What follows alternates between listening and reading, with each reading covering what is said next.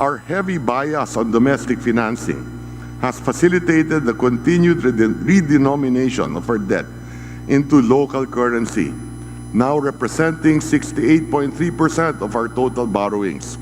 Kaya hindi po kayo dapat mabahala dahil ang utang na ito galing po sa sarili natin.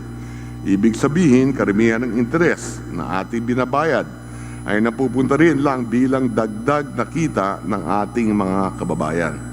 At napakuhusay ng ating kagawaran ng Ingat Yaman, the Bureau of Treasury. They know what they are doing. We also strategically favor long-term obligations to reduce our reliance on short-term debt and minimize rollover risks. Currently, long-term debts constitute 79.8% of our total portfolio. Sa unang tingin, tila napakalaki ng ating utang na umaabot ng trilyon. Pero uulitin ko, hindi po tayo dapat mabahala dito dahil hindi nasusukat ang utang ng isang bansa base sa pagtingin lang sa aktwal na laki nito.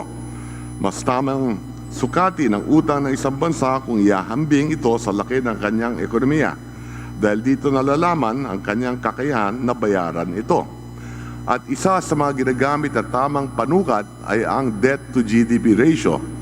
Ito ay ang porsyento ng utang ng isang bansa kumpara sa laki ng kanyang ekonomiya o ang halaga ng lahat ng produkto at serbisyong nagagawa nito.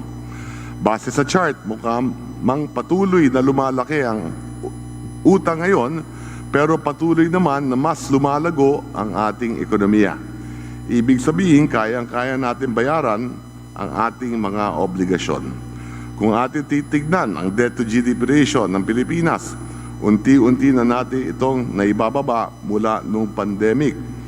Mula sa 60.9 noong 2022, bumaba na ito sa 60.1 noong 2023. And we are determined to continue pushing it below 60%. So we have enough buffer in case another crisis hits us. It is also important to note that while we are making all of these investments, we are also paying off the pandemic borrowings we inherited from the past administration.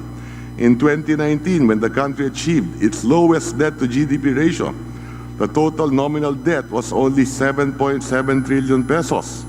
But this figure nearly doubled to around 13.4 trillion pesos right after the pandemic, just as the Marcos Jr. administration took over.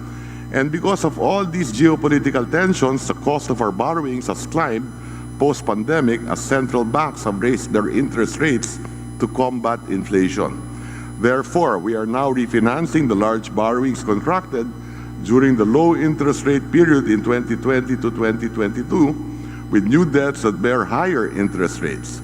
This is the reason why our interest payments for next year are higher by around 11%.